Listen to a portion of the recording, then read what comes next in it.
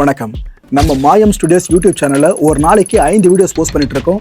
எல்லா வீடியோஸ்க்கான நோட்டிஃபிகேஷன் உங்களுக்கு வரணும்னாக்கா சேனலை சப்ஸ்கிரைப் பண்ணிட்டு கீழே ஒரு பெல் ஐகான் இருக்கும், ஆல் நோட்டிஃபிகேஷன். அதை கிளிக் பண்ணிடுங்க. அதை கிளிக் பண்ணா மட்டும்தான் நான் போடுற வீடியோஸ் ஒன்று நீங்க பார்க்க முடியும். அண்ட் மாயம் ஸ்டுடியோஸ் போலவே மாயம் பக்தி அண்ட் மாயம் லைஃப் ஸ்டைல் இந்த சேனல்ஸையும் சப்ஸ்கிரைப் பண்ணிடுங்க. சப்ஸ்கிரைப் பண்ணிட்டு மறக்காம பெல் ஐகானை கிளிக் பண்ணிடுங்க, ஆல் நோட்டிஃபிகேஷன் கொடுத்துருங்க. யூடியூபை தாண்டி அடுத்தடுத்த அப்டேட்ஸ் நீங்க தெரிஞ்சுக்கணும் அப்படின்னா நம்ம மாயம் ட்ரெண்ட்ஸ் ஃபேஸ்புக் பேஜை ஃபாலோ பண்ணிடுங்க. கூடவே மாயம் ஸ்டுடியோஸ் 9 என்ற இன்ஸ்டாகிராம் பேஜையும் ஃபாலோ பண்ணிக்கங்க. இது எல்லாத்துக்கான லிங்க்ஸையும் கீழே டிஸ்கிரிப்ஷன் பாக்ஸ்ல கொடுத்துருக்கேன். நன்றி. என்ன பொறுத்தவரைக்கும் ஒரு சில ஸ்டார்ஸை மட்டும் தான் கொஞ்சம் மிஸ்டீரியஸா பார்ப்போம். அதுல ஒண்ணு இந்த ஆயில்யம் பாம்பு நினைச்சேன். ஆயில்யம் புன்னை மரத்தை ஸ்தலமரமா வச்சு புன்னை வனநாதர் அப்படின்னா புன்னை நல்லூர் மாரியம்மன், அதுவும் புன்னை மரம் தான் ஸ்தலமரம். சிவபெருமான் மட்டும் இல்ல, சக்தி சார்ந்தும் நீங்க இது போல மரங்களை கனெக்ட் பண்ண முடியும், விஷ்ணு சார்ந்தும் மரங்களை கனெக்ட் பண்ண முடியும். அதான் சொன்னல சார், அத்தீஸ்வரர் சொன்னல சார், பெருமாள் சார்.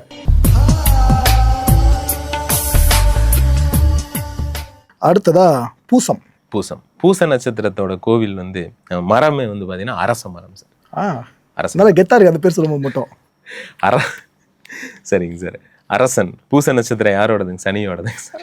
ஐயோ, ஓகே. சனி ஈஸ்வரன் தானே சார். ஓகேங்களா? நீங்க சனீஸ்வரன் சொன்னே வருது. இந்த சனீஸ்வரன் கோயில் இருக்கு இல்லைங்களா, அவர் தர்பைநாதர். பின்னாடி வந்து தர்பை புல் இருக்கும். தர்பை புல்லு தலைமுறை தர்பை, அதுக்கு முன்னாடி தர்பை அடர்ந்து வளரக்கூடிய இடம். ஓகேங்களா? அந்த மாதிரி நிறைய டீ கோட் இருக்குங்க சார். இப்போ நம்ம இதுக்கு வந்து இல்லாமல் அரச மரம்னா அரச மரத்தை ஸ்தலமரமாக வச்சு அரசலீஸ்வரர், கிட்டத்தட்ட 1000 வருஷத்துக்கு மேலே பழமையான அரச மரம், ஒரு 5 பேர் சேர்ந்தாதான் கட்டிப்பிடிக்க முடியும். பொந்தா விழுந்தா கூட இன்னும் உயிரோட இருக்கு. முன்னாடி கோயிலுக்கு என்ட்ரன்ஸ்லேயே இருக்கும். சிவன் பேரே அரசலீஸ்வரர். ஒளிந்தியம்பட்டு விழுப்புரம் தான் இதுவும். விழுப்புரத்துலேருந்து உள்ள அந்த விழுப்புரத்தை தாண்டிங்க சார், அந்த பக்கம் கும்பகோணம், திருவாரூர், இது ஃபுல்லாக அப்படியே டீ coating sir. Okay okay okay. So Poosam இவ்வளோதான். பூச நட்சத்திரம் அங்கே போங்கிறப்ப ஆக்டிவேட் ஆகும். அப்போ அது என்ன கான்செப்ட்? அரச மரங்கள் அடர்ந்து வளரக்கூடிய பகுதி. அரச மரத்தை ஸ்தலமரமாக வச்சு சிவன் பேர் அரசலீஸ்வரர் தானே, அப்புறம் என்ன பேச போகிறோம்? Okay, that's great. அடுத்ததா என்னை பொறுத்த வரைக்கும் ஒரு சில ஸ்டார்ஸை மட்டும் தான் கொஞ்சம் மிஸ்டீரியஸாக பார்ப்போம். அதில் ஒன்று இந்த ஆயில்யம். எந்த நட்சத்திரம் சார்ந்து சொல்ல முடியுமா? பாம்பு நினைச்சேன். ஆயில்யம் வந்துங்க சார், ஆயில்யம் புன்னை மரம் சார். புன்னை மரத்தை ஸ்தலமரமாக வச்சு புன்னை வனநாதர் சார். அப்படின்னா புன்னை நல்லூர் மாரியம்மன், அதுவும் புன்னை மரம் தான் ஸ்தலமரம். எல்லாம் புன்னை தான். ஓகே. அப்போ சார் அது ஒன்று உருவாக்குனா அதுக்கு ஒரு கதைங்க சார். நிறைய கோயில்கள், அதாவது சிவபெருமான் மட்டும் இல்ல, சக்தி சார்ந்தும் நீங்க இது போல மரங்களை கனெக்ட் பண்ண முடியும், விஷ்ணு சார்ந்தும் மரங்களை கனெக்ட் பண்ண முடியும் சார். அதான் சொன்னல சார், அத்தீஸ்வரர் சொன்னல சார், பெருமாள் சார். ஓகேங்க சார். அப்போ வந்து ஏன்னா இந்த சிவனாவே டீ கோட் பண்ணி கொண்டு போறேன், அதனாலதாங்க சார். அப்ப பாருங்க, ஆயில்ய நட்சத்திரம் புன்னை மரம் ஸ்தலமரம், புன்னை வனநாதர் அவர் பேரு. அம்பாள் பேரு புன்னை வனநாயகி. புன்னை வனநாதர் இந்த பக்கம் புன்னை வன ரைட் சைடு இருப்பாங்க. அப்படியே ஒரே இடத்துல இருந்து இவரையும் பார்த்துக்கலாம், அம்பாளையும் பார்த்துக்கலாம். புன்னை வனநாதர்னு அழகா எழுதியிருப்பாங்க. இங்கேயும் புன்னை வனநாயகின்னு எழுதியிருப்பாங்க. ஆப்போசிட்ல புன்னை மரம் ஸ்தலமரமா இருக்கும். ஓகேங்களா? அந்த ஊர் பேரே புன்னம். கரூர்ல நீங்க சர்ச் பண்ணிக்கலாம். நானும் போய் சர்ச் பண்ணி தான் நான் அதை எடுத்தேன். இதுக்கும் ஒரு கதை இருக்கு. என்ன அப்படின்னு கேட்டீங்கன்னா, ஒரு அரசர் வர்றாரு. புன்னை மரத்தடியில அந்த குதிரையோட கால் எடறி விடுது. அந்த இடத்த என்னன்னு பார்க்க சொல்றாரு. புன்னை மரத்தடியில சுயம்புவா ஒரு சிவன் இருந்திருக்காரு. உடனே புன்னை வனத்துல புன்னை மரத்தடியில தோன்றுனதுனால இவருக்கு புன்னை வனநாதர்னு பேரையும் சூட்டி கோயிலும் உருவாச்சு. டீ கோட்டு புன்னை மரத்தடியில் புன்னை மரம். ஊர் பேரே புன்னம் தான். ஏன்னா புன்னை மரங்கள் நிறைய இருக்கும். Okay okay okay, that's great. இப்போ இன்னொரு டவுட் என்னன்னா பாண்டியன், சிலைகள் வடிக்கப்படுதுல, இப்போ சிவபெருமான்னா லிங்கத்தை தான் மேக்சிமம் நம்ம பார்க்குறோம். இதை தாண்டி ஒரு சில கோயில்களை பார்த்தீங்கன்னா சிவனை மனுஷ உருவத்தில் செதுக்கியிருப்பாங்க. அந்த கடவுளாம் பார்த்துக்கிட்டு இருக்கோம். இப்போ மரங்களும் ஒரு மரம் மாதிரி இன்னொரு மரம் இருக்க போகிறது இல்லை, தோற்றங்கள் வேறுபட்டிருக்கும், அது ஒரு தன்மை வேறுபட்டிருக்கும். அப்படின்னு பார்த்தீங்கன்னா சிவபெருமான் சிலையை வடிக்கும் போது இந்த மரங்கள் தோற்றத்தை அந்த சிலை ஒத்து இருக்க மாதிரி ஏதாவது பண்ணியிருப்பாங்களா? அது பண்ண இன்னும் ஈஸியாக மக்களை கனெக்ட் ஆகுமையோ, இந்த சிலை இந்த ஸ்ட்ரக்சரில் இருக்குன்னா அந்த மரத்தை குறிக்குது அப்படின்ட்டு, அது பாசிபிலிட்டிஸ் இருக்கா? பண்ணியிருக்காங்களா? அதை பற்றி சொல்ல முடியுமா? உத்திர நட்சத்திரம் சார். ஓகே. பலாமரம் சார். பலாமரம். ஓகே. பலாமரத்தை ஸ்தலம் பலாசவனேஸ்வரர். அவரை பார்த்தீங்கன்னா அந்த பலாப்பழம் எப்படி இருக்கு, முள்ளு முள்ளா, அதே மாதிரி அந்த சிவனே முள்ளு முள்ளா தான் இருப்பார். இதைத்தான் கேட்குறேன். இதே மாதிரி எல்லா நட்சத்திரமும் பண்ணியிருப்பான்னு கேட்குறேன். இல்லைங்க சார், அது சில டீ கோட்ஸ்ல வருங்க சார். Okay okay. இப்போ நீங்க பாத்தீங்கன்னா இப்போ ஜம்புகேஸ்வரர்லாம் பாத்தீங்கன்னா அந்த அழகா அந்த நாவல் மரம் பெருசா வரைஞ்சு கீழே அந்த மாதிரி எல்லாம் சிவன்லாம் வச்சு அப்படி அந்த இதையே வடிச்சு வச்சிருப்பாங்க, சிலையாவே வச்சிருப்பாங்க. ஏன்னா நீங்க சொல்ற கான்செப்ட் படி மரம் தான் கடவுள். மரம் அந்த பிரபஞ்ச சக்தியை, குறிப்பிட்ட பிரபஞ்ச சக்தியை இழுத்து கொடுக்குது அந்த நட்சத்திரத்தோட. நம்ம பிறக்கும் போது நம்ம உடம்பு ஒரு ஆண்டனா. ஸோ அந்த நட்சத்திரத்தை அந்த எனர்ஜியை நம்ம போய் ரிசீவ் பண்றோம். நாம நல்லா இருக்கும், ஆரோக்கியமா இருக்கும். அதாவது கோயில்ல கடவுள் சிலைக்கும் பக்தர்களுக்கும் இடையில எப்படி ஒரு அர்ச்சகர் இருக்காரோ, அது மாதிரி பிரபஞ்ச சக்திக்கும் மனுஷனுக்கும் இடையில ரிசீவரா இருக்கிறது அந்த மரம் தான். அப்படி புரிஞ்சுக்கணும். இப்போ சிவனே நீங்க எடுத்துக்கோங்களேன், ஏன்னா பிறப்பற்ற நிலையை அடையணுன்றதான கான்செப்ட். ஏன் லிங்கமா அவங்க புரிஞ்சு பிறப்பற்ற நிலையை அடையணும், சிவநிலையை அடையணும். சிவநிலைனா ஒன்றும் இல்லாத நிலை. ஓகே, ஆமா, கடவுள் பிளஸ் உள் கடவுள் இல்லைங்களா, நமக்குள்ள கடந்து நமக்குள்ளதான் இருக்காரு அப்படின்ற சின்ன சின்ன டீகோட்ஸை வச்சிருக்காங்க. ஆனா நம்ம இப்ப என்ன பண்றோம், சிவன் புலித்தோல் போர்த்தி ஒரு மாடு மேய்க்கிற மாதிரி ஒரு ஸ்டில், இப்போ அதை போய் பழைய சிவன் நம்ம நினைச்சுக்கிட்டு இருக்கிறோம். அந்த மாதிரி ஏன்னா திரிப்புகள் நிறைய வந்துட்டே இருக்குது. நீங்க உண்மையா சொன்னாலும் அது இன்னும் பலதரப்பட்டவர்களை கேட்க வேண்டியதா இருக்கு. அதுதான் கேட்டிருந்தேன். அடுத்ததா மக நட்சத்திரத்தோட மரம் அப்படின்னு பாத்தீங்கன்னா ஆலமரம் சார். ஆலமரத்தை ஸ்தலமரமா வச்சு ஆலந்துறையார் கோயில். ஓகேங்களா, முன்னாடி என்ட்ரன்ஸ் போனோடனே இந்த பக்கம் ஆலமரம் இருக்கும், பெரிய மரம். அதுக்கப்புறம் தான் உள்ள போனோடனே சிவன் இருப்பாரு.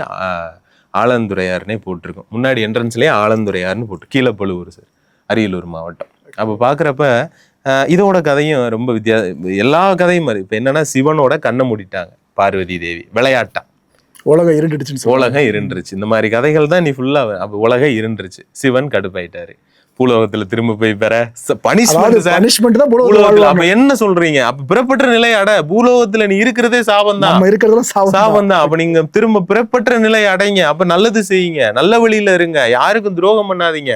நல்லது செஞ்சாலும் கெட்டது செஞ்சாலும் திரும்ப திரும்ப பிறந்துகிட்டே இருப்போம். அதனால பிறப்பற்ற நிலை அடையணும்னா இதை பண்ணும், செஞ்ச புண்ணியத்தையும் கரைக்கணும்ல, அந்த மாதிரி நியூட்ரலா இருந்துட்டு போயிருங்கன்ற மாதிரி தான் சொல்லிட்டே இருப்பாங்க. நிறைய பாத்தீங்கன்னா அப்படித்தான் வரும். நிறைய அந்த அகம்பாவங்களை வேற இருக்கணுன்ற மாதிரியான கதைகளை தான் அவங்க நமக்கு முன்னிலைப்படுத்துவாங்க, நம்மளை நல்வழிப்படுத்துறாங்க. அவ்வளவு. அப்ப என்ன, திரும்ப பார்வதி தேவி இங்க வந்தாங்க, இந்த ஆலமரத்தடியில உட்கார்ந்து இந்த வட்டம் தவம் புரிஞ்சுட்டாங்க. திரும்ப பார்வதி தேவிக்கு இங்க சிவன் காட்சி அளிச்சு தன்னோட சேர்த்துக்கிறாரு. திரும்ப திருமணம் முடிச்சுக்கிறாங்க. ஆலந்துறையார் கோயில் ஆலமரத்தடியில தோன்றிட்டாங்க. துறையார்ன்ற வார்த்தை ஆலந்துறை, அது ஆலமரங்கள் அடர்ந்து வளரக்கூடிய பகுதி. அது அங்க உருவானா ஆலந்துறையார்னு ஒரு மரியாதை நிமித்தமா பேர் வச்சிருக்காங்க. துறைனா ஒரு பலதரப்பட்ட இருக்கிற கூட்டமா இருக்கிறது, அடர்ந்து இருக்கிறது சொல்றாங்க. வனம், துறை, இதுக்குதான் கேக்குறேன். ஓகே. அடுத்ததா பூர நட்சத்திரத்தோட மரம் பலாசு மரம் சார். பலாமரம் வேற, பலாசு வேறங்க சார். இதை புரசுன்னு சொல்லுவாங்க சார். இதைத்தான் உத்திராட்டாதிக்கு இது உத்திராடத்துக்கு இது குழப்பிப்பாங்க. அது பலாசு மரம், பலாசு பிளஸ் இந்த புரசுன்னு சொல்லுவாங்க, புரசு மரம். அதுதான் கான்செப்ட். அப்ப புரசு மரத்தை ஸ்தலமரமா வச்சு புரசவாக்கம் நீங்க டீகோட் எடுத்து போடுங்க. புரசு மரங்கள் அடர்ந்து வளர்ந்த பகுதி, அதனாலதான் இதுக்கு பேரே புரசவாக்கம்.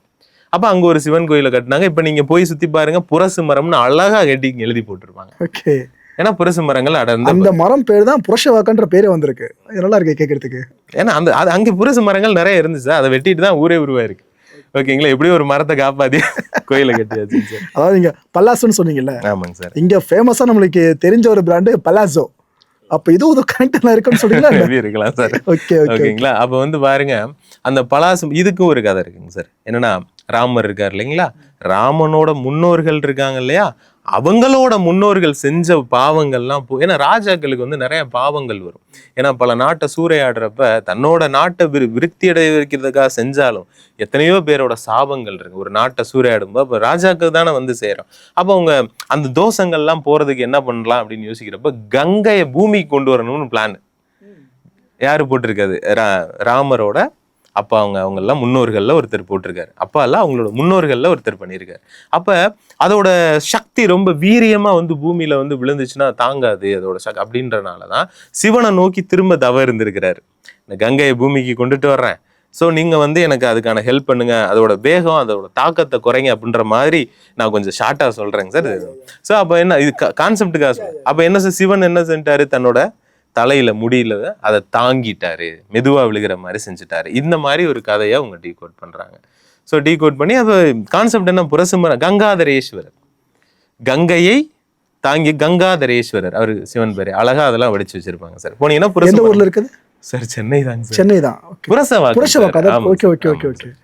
ஸோ அந்த மாதிரி நிறையாங்க சார். அதே மாதிரி நீங்க என்ன பாத்தீங்கன்னா கஞ்சனூர் இருக்குல்லங்க சார், அதுவுமே புரசுமரம் இருக்குங்க சார். அங்க அந்த சுக்கிரனோட, ஏன்னா பூரம்ங்கிறது சுக்கிரனோட நட்சத்திரம். ஓகேங்களா? அப்ப இந்த சுக்கிரன் ஸ்தலம் அங்க போறாங்க இல்லையா, இந்த கஞ்சனூர் அக்னீஸ்வரர் கோயில்லாம் அங்க எல்லாம் புரசு மரம் இருக்கும். புரசு மரம். ஓகே, எனக்கு இன்ட்ரெஸ்டிங்கா இருக்கு இந்த மரம் கேட்கறதுக்கு. உத்திரம், இந்த நட்சத்திரம் பத்தி. உத்திர நட்சத்திரத்தோட மரம் அரளி ஆறு பனை மரம் சார். அரளி பனை மரம் சார். பனை மரத்தை ஸ்தல மரமா வச்சு பனங்காட்டீஸ்வரர் சார். ஏன்னா அங்க பனைமரம் அடர்ந்து வளரும். ஸோ பனை மரம் அப்படிங்கிறது வெப்பத்தன்மையை அதிகமாகவும் தாங்கும். இந்த வெப்பம் அடிக்கடி கூட நல்லா வளரணும்னு கூட சொல்லலாம். ஏன்னா உத்திரம்ங்கிறது சூரியனோட நட்சத்திரம். ஓகேங்களா? வெப்பம் சார். அப்போ என்ன இந்த கதையோட கான்செப்ட் என்ன அப்படின்னா, அந்த மரத்தோட அந்த ஸ்தலத்தோட கான்செப்ட் என்ன, பனைமரம் ஸ்தலமரம் பனங்காட்டீஸ்வரர், ஊர் பேரே பனையபுரம். பனையபுரம். ஓகேங்களா? அப்போ என்ன கான்செப்ட் அப்படின்னு கேட்டிங்கன்னா, சூரியன் இருக்கார் இல்லைங்களா, சூரியன் என்ன பண்றாரு, சிவனுக்கு பிடிக்காத ஒருத்தர் யாகம் வளர்த்திருக்காரு. அப்படி யாகம் வளர்க்கும் போது யார் போனது, அந்த இதுக்கு சிவனுக்கு அவருக்கு பிடிக்காதுன்னு தெரியும், அந்த முனிவருக்கு அவங்க பிடிக்காது. சூரியன் போயிட்டார் யாகம் வளர்க்குற இடத்துக்கு. அது போக முடியாது, இருந்தாலும் ஒரு கதைகள் மூலியமா போயிட்டார். போனோடனே என்ன ஆயிடுச்சு, சிவனுக்கு கோவம் வந்துருச்சு. எனக்கு அவனுக்கு ஆகாதுன்னு தெரியும்ல, நீ என்னைய மீறி எப்படி போகலாம் அப்படின்னு சொல்லி என்ன பண்ணிட்டாராம், பவரை பிடுங்கிட்டாராம். நீ இன்னையிலேருந்து உனக்கு பவர் கிடையாது அப்படின்னு சொல்லிட்டு அந்த வெப்பத்தன்மை எல்லாத்தையும் எடுத்துட்டாரான். உடனே அவங்க பயந்துட்டாங்க, சூரிய பகவான் பயந்துட்டார். பயந்து என்ன பண்ணிட்டாரு, இங்கே இந்த பனைமரத்தடியில் திரும்ப சிவனை நோக்கி தவ இருக்கிறாரு. யாருங்க, சூரியன். கவனிச்சுக்கோங்க, சூரியன் தவ இருக்கிறாரு. அப்போ தவ இருந்து திரும்ப சிவன் தோன்றி, சரி ஓகே இனிமே அப்படி பண்ணாதன்னு அவர் இழந்த பவரை திருப்பி கொடுக்குறாரு. இதே மாதிரி இன்னொரு நட்சத்திரத்துக்கு வரும், அதையும் நான் சொல்றேன். அப்ப இழந்த பவரை திருப்பி வாங்கிட்டார். அப்ப என்ன அப்படின்னா, இன்னைக்கும் கூட அந்த கோயிலோட ஸ்தலம் அந்த பரிகாரம் என்ன சொன்னா, கண் பார்வைக்கு, அப்பாவுக்கு மகனுக்கு உள்ள அண்டர்ஸ்டாண்டிங் மிஸ் ஆகுறது, எலும்பு சம்பந்தப்பட்ட பிரச்சனைகள், இதுக்கெல்லாம் அங்க தீர்வா இருக்குது அப்படின்னு சொல்லி அந்த கோயில இன்னமும் இருக்கு. அப்ப என்ன அர்த்தம், நான் சொன்ன அந்த கண்ணா இருக்கட்டும், எலும்பா இருக்கட்டும், அப்பாவா இருக்கட்டும், இது எல்லாமே சூரியனோட காரகம். ஸோ அவங்களுக்கு ஒரு நல்ல பாண்டிங் இல்லாமல் இருக்கும் பொழுது நம்ம அங்கே போய் வணங்கிக்கிறது நல்லது அப்படிங்கிற மாதிரியான டீ கோட்ல இப்படி தானே சொல்ல முடியும். இப்போ சொல்ல முடியாது, ஏன்னா பூமியே சூரியன் முன்னாடி இது, அவர் அங்கேருந்து இங்கே வந்திருக்க முடியாது. பட் அந்த காலத்துல சூரிய பகவான் வந்தாருன்னு சொல்லும் பொழுது அதான் கான்செப்ட் சொல்ல வரீங்க. எனக்கு பனைமரம் சார், பனைமரம் உத்திர நட்சத்திரத்தோட எனர்ஜிஸை வாங்கி கொடுக்கும். நம்ம அங்கே போறப்ப நல்ல பலன் கிடைக்கும். That's great. அஸ்தம். அஸ்த நட்சத்திரத்தோட மரம் ஆத்தி மரம் சார். ஆத்தி. அத்தி வேற சார், கார்த்திகை சார், ஆத்தி வேறங்க சார். அப்ப ஆத்தி மரத்தை ஸ்தலமரம் வச்சு ஆத்திவனநாதர் சார்.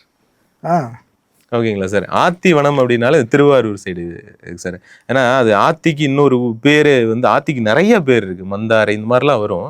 ஆறு அப்படிங்கிறது ஆத்தி மரத்தோட தமிழ் வெர்ஷன் தான். அப்ப திரு அப்படிங்கிறது ஒரு மரியாதை நிமித்தமா திரு, ஆர் ஊர், திரு ஆரூர் அப்படின்னா. திருவாரூர் சைடு பார்த்தீங்கன்னா நிறைய அத்திமர கோயில் இருக்கு. அங்கே இருக்க திருச்செங்காட்டாங்குடி இருக்கு இல்லைங்களா, இங்கே உள்ளே போனீங்கன்னாலே ஆத்திவனநாதான்னு தான் எழுதி போட்டிருப்பாங்க. உள்ள போனீங்கன்னாலே எழுதி போட்டிருப்பாங்க. முதல் வாட்டி படிக்கிற போது தப்பா எழுதிருக்கதான் நினைச்சு படிப்பாங்க, அத்திவனநாதர் என்ன ஆத்தின்னு போட்டிருக்காங்க அப்படின்னு. அது ஆத்திவனம் தான் அது. அப்போ என்னன்னா உள்ள போன உடனே என்ன செய்யணும், இந்த பக்கம் ரைட் சைடு பெரிய ஆத்தி மரம், காட்டாத்தி பெருசா பார்க்க. அந்த மரம் என்ன சார், அந்த மரம் பார்க்க எப்படி இருக்கும், கொடி மாதிரியும் கொஞ்சம் போகும் சார், தண்டு மாதிரி மரம் கொடி மாதிரி கிட்டத்தட்ட. ஆமாங்க சார். ஆத்தி அந்த பாட்டெல்லாம் வருது இல்ல சார், அடி ஆத்தி அப்படின்லாம் சாங்ஸ். ஆத்தி இடிதாங்கி மரம் சொல்லுவோம் இல்லையா, அதுதாங்க sir. Okay okay okay sir. அப்ப அங்க போனீங்கன்னா அப்படியே மேல போய் பார்த்தாலே அப்படி ஒரு மாதிரி இருக்கும் சார், அப்படியே குடி மாதிரி படர்ந்து மேல அதை கீழே நடந்து போய்க்கலாம், குகை மாதிரி இருக்கும் கீழேயே. அந்த அளவுக்கு வெயிலே உள்ள வராத அளவுக்கு இருக்கும். ஆனா அவ்வளவு பழமையான மரங்க சார் அது. ஆத்தி மரம் சார். அப்ப ஆத்தி மரத்தை ஸ்தலமரமா வச்சு ஆத்திவனநாதர். அப்ப ஆத்தி வனத்தின் நடுவுல இந்த சிவன் சுயம்புவா தோன்றினதாகவும், அதை அங்க போன வந்த மக்கள் பார்த்துட்டு ஆத்தி மரத்துக்கு அடியில தோன்றினால இவர் ஆத்திவனநாதர்னு பேர் வச்சு, அப்புறம் சிலர் அது இந்த பிள்ளைக்கறி கான்செப்ட்லாம் சொல்லியிருப்பாங்க, அந்த மாதிரியான விஷயம். ஓகே. சித்திரை நட்சத்திரத்தோட மரம் வில்வ மரம் சார். வில்வ மரத்தை ஸ்தலமரமா வச்சு வில்வ வனநாதர் சார். கிட்டத்தட்ட எல்லா சிவன் கூட போலாம் போல இருக்க. ஓகே. வில்வ வனநாதர் சார்.